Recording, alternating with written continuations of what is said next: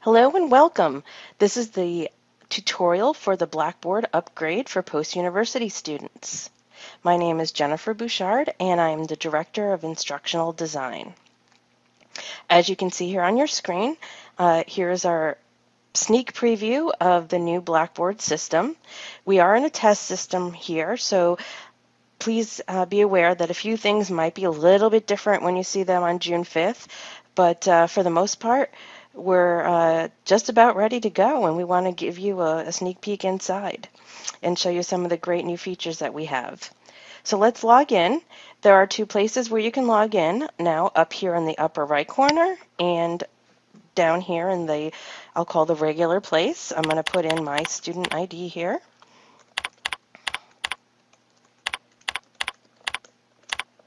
And log in. This is the new post-university portal, and as you guessed from the login page, our colors are still our green, but everything looks a little bit more modern and up to date. We have our usual tabs across the top, although they are now on the right-hand side, and we also have a banner here with some quick links for you. The rest of the page is quite similar. We have reduced the number of items on there for right now. We might rearrange some things over time as we figure out what works best for us and for communicating with students. As of today, you could see that we have some quick links such as going to advising, career services, the bookstore, library registration, and student software.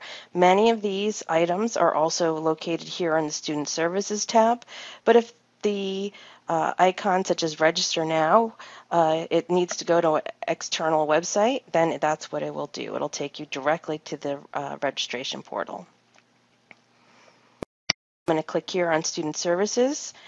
Here you can see many of the items that you're used to seeing on the home page. All grouped together for right now. We hope to make this a little bit more user-friendly over time.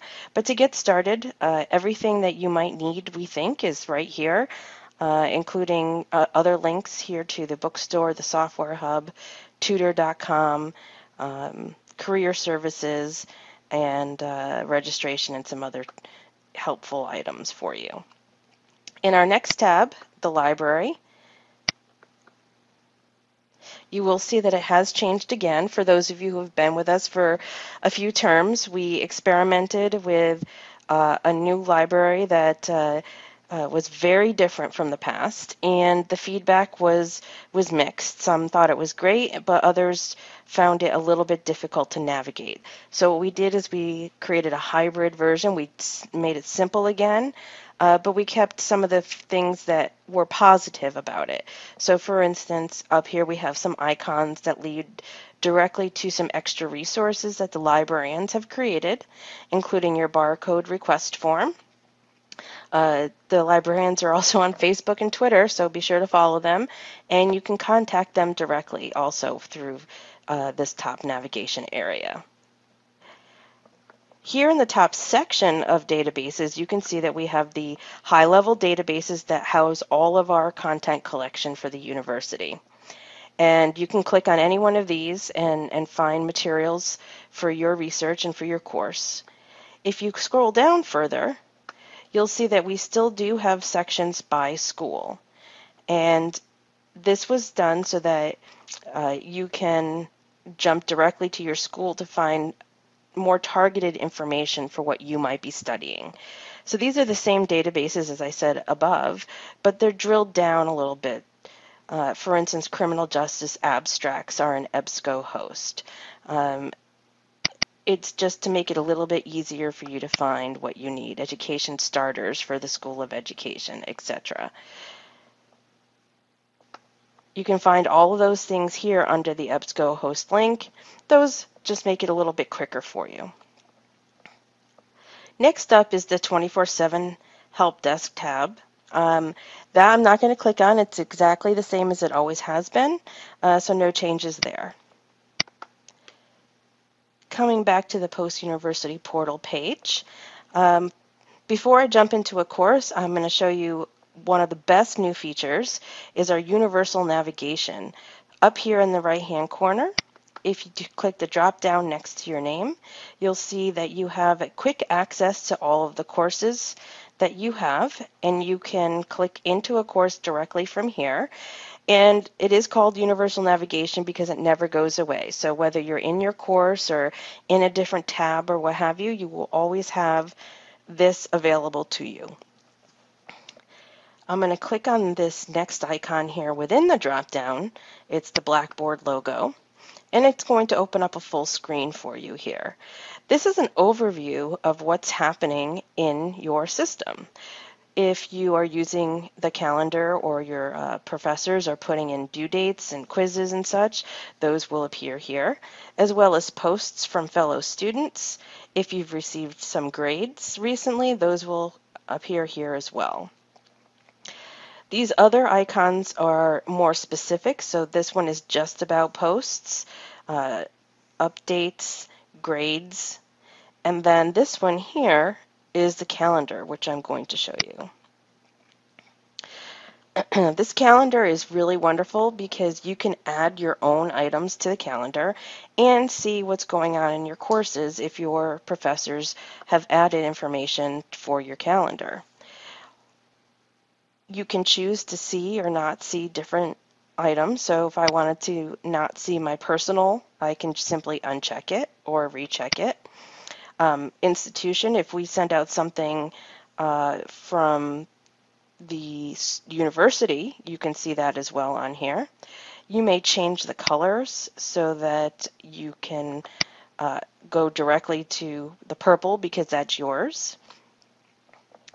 And a little bit further down here, you'll find a button so that you can link this calendar with an external calendar. So a lot of people are using the Google Calendar. You can link that up here now with your Blackboard calendar. We think that's really great because we use so many different calendars these days. To have a linkage is super helpful. As I said, you can also add your own items. So you would come to the top and click on Create Event and type in your event. Paper due.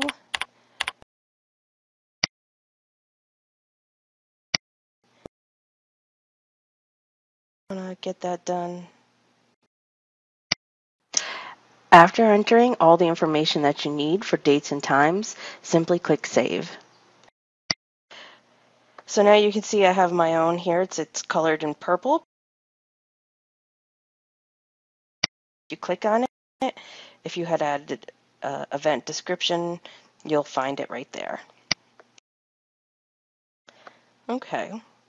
Now I want to take you to a course, and I'm going to use that quick navigation to do that, and click on my math class. The course looks very similar. It's, again, just an updated look and feel. On June 5th, when the upgrade happens, nothing is going to change in your course other than how it looks. The bigger changes, and there's not that many, will happen when we go to Mod 6. And you'll find that there's going to be 2 new navigation links in your course. The first one is the Meet Your Instructor link. Instead of having to look for your instructor information either in the course information or in a syllabus, we're asking instructors to create a contact and put it here for you to see. The least amount of information that you'll probably see is their name and email and phone number and office hours, but they also have the option of adding a picture and a bio. So come here whenever you need to find out what your instructor's information is really quickly. The other new addition, which is purely optional for you to come into, it's just a quick look. It's similar to what you can find in the universal navigation in many ways, and it also depends upon how it's built by your instructor. So the what's new would be course notifications. for this particular course only, not across the board. Same with the calendar. And because this is a math class, the instructor thought maybe a calculator would be helpful. The instructor has a list of modules. You can see that these are kind of squares that they can add or not add to this page. So check it out and see if there's anything useful there for you when you come back in Mod 6. The last area of the course that I'd like to show you is the discussion board area. It is the same updated look and feel that you'll see on June 5th. And one of the other great new additions is an improved text editor. So I'm going to come into the discussion board and click reply so that you can see this. Oftentimes, the first time you come in, it will be rolled up to show just one line. You can expand this by coming all the way to the right and clicking the double arrow to expand the full text editor. Many of the icons look a little bit different, but they are in fact the same that you have seen in the previous courses. There is improved table management so that you can actually add and remove both columns and rows without knowing HTML. And perhaps the most exciting new feature is the record from webcam feature.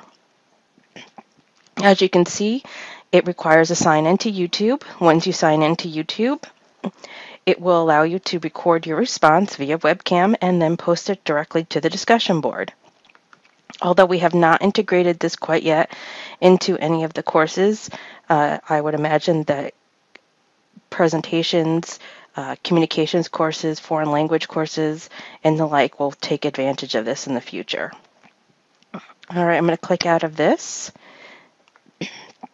and bring you back to the main discussion board area. Now, there are a couple of changes that might take place for Mod 6, and it's not going to change universally right now.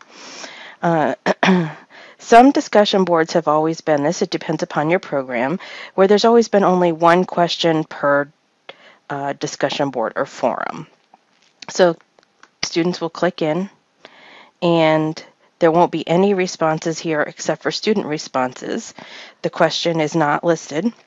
And then students are asked to create an initial thread. And then the question is now displayed here. And you would answer your question as you always have. The difference is, again, that the student responses are always the first thing that you would see. And at times you would come in, if you were the first person to post, it would actually be a blank discussion area. Some courses have always done it this way. Many have not. So we are moving some courses to work so that students always come in and create their thread in response to the question. And every question will have its own forum. Many classes do it a different way, and they will also continue to do it this way. This isn't something that we've been able to change completely. So it will really depend upon your class. But this might be the format that you're used to seeing. You would come into a course, and you'll see your first question, and then your second question, and then you would click on the question and click reply. And then the student replies in this new format appear in white below the gray. So keep an eye out and recognize that the difference will be whether or not you see questions here and or a create thread button here. If you see a create thread button, as we do in discussion board 1 here, go ahead and create a thread and do your initial post. And then to respond to your fellow students, you simply come in, read their initial post, and reply to them as you always have. Well, that wraps it up for us today. I hope you're as excited as we are about the new Blackboard system, and stay tuned because we also do intend to continue to upgrade the look and the feel and make improvements over time, in hopefully a short period of time. If you have any questions, ask your advisors or your student success coaches, and they will either help you or let us know, and we can help you out as well. Thanks so much.